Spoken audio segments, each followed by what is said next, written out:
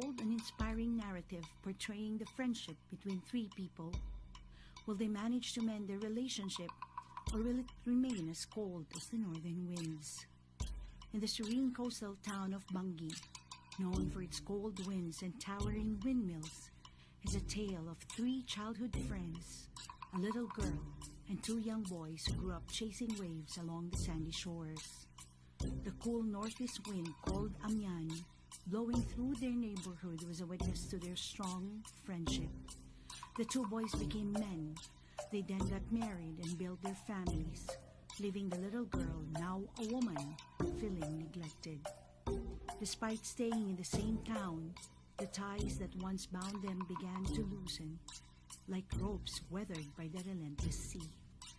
Fueled by the feeling of neglect, the woman's heart grew as cold as the Amian, and she decided to disrupt her close friends' marriages and began to incite competition and jealousy between their wives.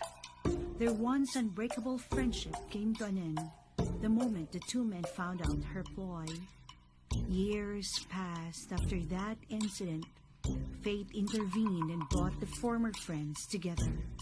Through heartfelt apologies from the woman, the two men understood their friend and realized their mistake that caused her actions. With their friendship mended and their bonds remained unbroken, the three childhood friends forgave each other for their faults. They learned that true friendship endures. Pagnaedan dagiti managayat, managparabor ken managpakawan. The Amian Festival of Bangui.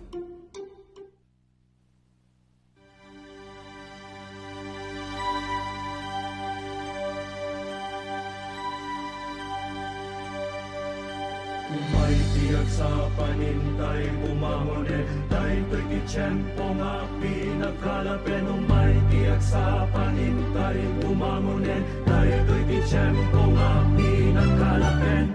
May kalit tayo ngayon, tayo magdaragsak, ibigak tayo aminin, itayot ang kalapin, ang yaman, taiti, imoray ni Diyos kinasken.